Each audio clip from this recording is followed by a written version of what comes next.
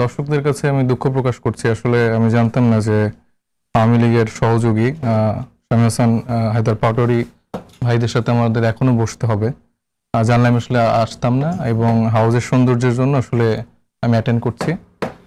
তো যাই হোক, এটা আমাদের জন্য দুঃখজনক যে এই সময়টাতে এসেও আপনারা এখন ওনাদেরকে ইনভাইট করছেন। হয়তোবা সামনে সাবের হোসেন চৌধুরী অথবা সোহেল তাজ ভাইদের মতো যারা আছেন, যারা রিফাইন্ড আওয়ামী লীগার হিসেবে চিহ্নিত, তাদেরকে হয়তোবা আস্তে আস্তে এনে আওয়ামী লীগকে প্রাসঙ্গিক করা বা ফিরিয়ে আনার মতো একটা ব্যবস্থা হয়তোবা মিডিয়া থেকে হচ্ছে। আচ্ছা, আমি একটু বলি, এখানে আপনি একটা কথা বলছেন সাইফ মুস্তাফিজ, আপনি এখানে আছেন, রাইট? আমি কিন্তু আপনাকে ইনভাইট করেছি, সুতরাং আপনার যে কথাটা বলা সেটা আপনি এখানে বলতে পারেন। আমরা কিন্তু দেখেছি যে বিভিন্ন অনুষ্ঠানে বিভিন্ন প্রোগ্রামে আপনারা একসাথে বসছেন, আমি আপনার দলের নেতাদেরকেও দেখেছি। তো আপনি আজকে যে কথাটা বললেন, শুধু সেটা ব্যারিস্টার শামীম হায়দার পাটোয়ারী না, এরকম আরো অনেকের সম্পর্কে, এরকম আপনারা আরো অনেকের ক্ষেত্রে আপনারা বলেন, কিন্তু আপনারা বসেনও। দেখেন, আমরা যদি এই যে আমি যদি এখন এভাবে মিডিয়াকে একবারে বলে ফেলা যে কাউকে ইনভাইট করে, এখন বলি যে আমি বসবো না, আপনি কি ওনাকে ডাকা বাদ দিবেন? আপনারা তো বাদ দিচ্ছেন না। দেখা যাচ্ছে যে আমরাই আর মিডিয়াতে আমাদের বক্তব্যগুলো দিতে পারছি না, কিন্তু জাতীয় পার্টি তারা কিন্তু ঠিকই আসছেন। এই প্রোগ্রামটা চলছে লাস্ট প্রায় 1 বছর। এই 1 বছরে আপনাদের দলের সবাই এসেছে।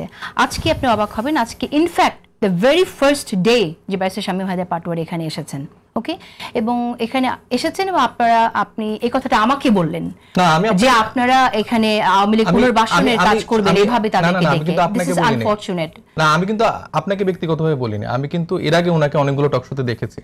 আমি সেই জায়গা থেকে বলছি, আমি ওভারঅল দেখেছেন তো, তার মানে আপনি ভয়েসটা সাপ্রেস করে রাখতে পারবেন না এখানে, তাই না?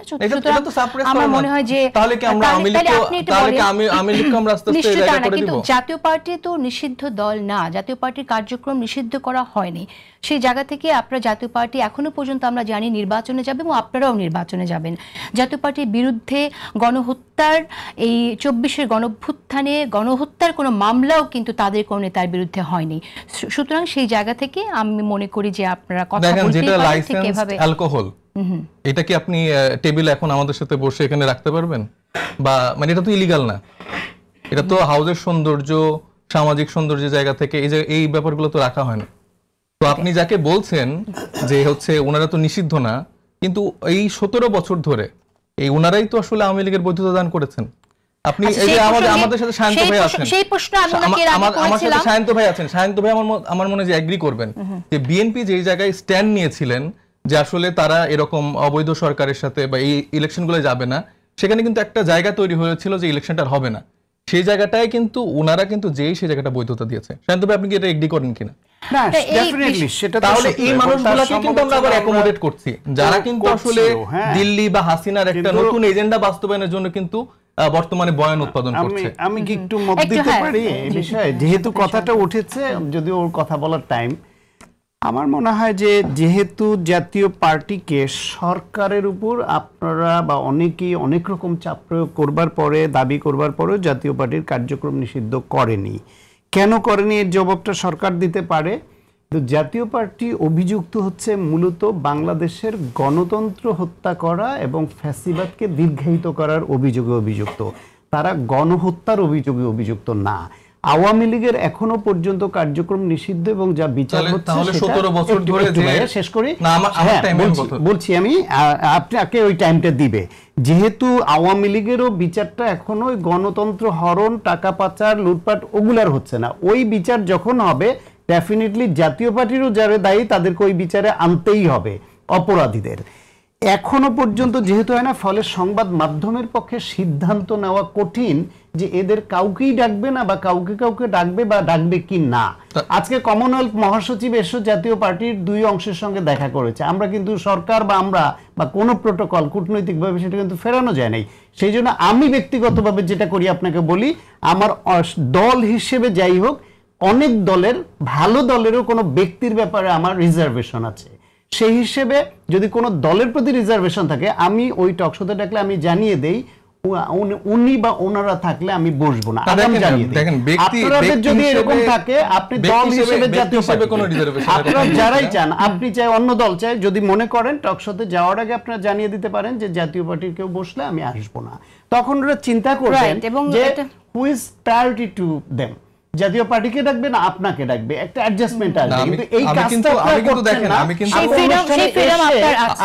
আমি কিন্তু ওভারঅল একটা সিচুয়েশনের কথা ওইভাবে বলছি, যদি, আমি একটা ওভারঅল মিডিয়াকে সিচুয়েশনের কথা blame বলছি করেন, সমাধান হবে না, যেখানে আপনি মাঝখানে দূরত্ব বাড়বে। জুলাইকে ফ্রেমিং করে বলছেন যে এই গণহত্যাতে তারা পার্টিসিপেট করেনি, কিন্তু এই 17 বছর ধরে বিএনপির হাজার হাজার নেতাকর্মী গুম হয়েছে, খুন হয়েছে, জামাতের হাজার হাজার নেতাকর্মী গুম হয়েছে, খুন হয়েছে, এবং অনেক সিভিল সোসাইটির মানুষজন আছে যারা সাফারার। এবং এইটাকে আপনি অ্যাড্রেস করছেন না। এই যে আপনারা যে এই যে এরকম ভাবে তাদেরকে অ্যাকোমোডেট করার একটা বৈধতা দিয়ে দেন, এটাই আসলে আমরা দিয়ে দেই না।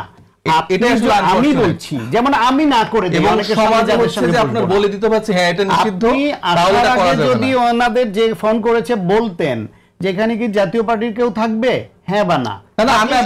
আমি তো কখনো দেখিনি যে সিনাপার শোতে কখনো জাতীয় পার্টি কেউ আসে। আমরা আসলে এই দুর্যোগ, আবহাওয়ার দুর্যোগ নিয়ে, ভূমিকম্পের দুর্যোগ নিয়ে কথা বলছি, কিন্তু আমাদের দুর্যোগের টপিক চেঞ্জ হয়ে যাচ্ছে, আমরা অন্য জায়গায় চলে যাচ্ছি। আমার মনে হয় দুর্যোগ রাজনীতি নিয়ে কথা বললে সেটা ভালো হবে। আমি সাইফ মুস্তাফিজ, আপনার যে স্পিরিটটা আমি জানি where it is coming from, এবং এই স্পিরিটটার সাথে আমার নিজেদের, আমি পার্সোনালি হয়তো আমি আপনার সাথে অ্যালাইন করলেও, একমত থাকলেও, আমি যখন গণমাধ্যম কর্মী তখন কিন্তু আমি নিজে সিদ্ধান্ত নিতে পারবো না। এই সিদ্ধান্তটা গণমাধ্যম কর্মীরা নেবে যখন তার বিরুদ্ধে ওরকম অভিযোগ থাকবে, তখনই সে আসলে নিতে পারে। যেটা আমি বললাম একবার, সেই একই কথা আমার মনে হয় যে শাখাত হোসেন সায়ন্তও বললেন যে তাদের বিরুদ্ধে তো সেই মামলাটি নেই। আর যখন আপনি ফ্যাসিস্টদের সহযোগী হিসেবে বলছেন, তাহলে ফ্যাসিস্টদের সহযোগী অনেকে কিন্তু অনেককেই সরকারি পুনর্বাসিত করেছে। আমরা অনেক সচিবের কথা জানি যারা আরো প্রমোশন পেয়েছে, যারা শেখ হাসিনা ক্লোজ ছিল। হ্যাঁ, সেটা তাহলে সরকারকে গিয়ে আপনারা সেই কথাটা বলেন নেই, কিন্তু গণমাধ্যমকে কি আপনাদের গণমাধ্যমকে আপনারা শুধু বলেন যে ফ্যাসিস্টদের এনাবেল করা? আমরা এমনকি মার্কেটিংও অনেক জায়গায়, অনেক বিভিন্ন বড় বড় ব্র্যান্ডেড ব্যাংকের অনেক জায়গায় আমরা দেখছি গুরুত্বপূর্ণ পদগুলোতে যারা ফ্যাসিস্টদের সাথে ছিল একটা সময়, আওয়ামী লীগের সফট আওয়ামী লীগের ছিল, তারা গুরুত্বপূর্ণ জায়গায় দায়িত্ব পালন করছে। সেগুলো নিয়ে আপনারা কথা বলছেন না, কিন্তু গণমাধ্যমে একজন অতিথি নিলেই আপনারা এটা বলেন। আপনার মনে রাখতে হবে, গণমাধ্যমে আমরা ইনক্লুসিভ কথা যদি না আনি তাহলে এটা ঠিক না। আমার মনে হয় যে সেই জায়গাটা আমাদের একটা সৎ থাকতে হবে দর্শকদের প্রতি আর কি। তো দেখেন, যাদের সাথে সমাজ জামাত করাই চলে না, তাদের সাথে তাদেরকে নিয়ে আপনি ইনক্লুসিভ আলাপ আনতে পারেন না। তাহলে আপনারা আসলে আওয়ামী লীগের যারা আছে তাদেরকে আপনারা আনতে হবে। যদি আপনি এই সেটা আওয়ামী লীগের বিরুদ্ধে গণহত্যার অভিযোগ আছে, সেটা অন্য কেউ আনতে পারে, সেটা আমি আনবো না। তারা যে একটু ক্লিয়ার করি, তারা যে গণহত্যাটা করার জায়গাটায় পৌঁছানোর পেছনে কি তাদের ভূমিকা নেই? আর অনেকেরই ভূমিকা আছে, অবশ্যই আছে।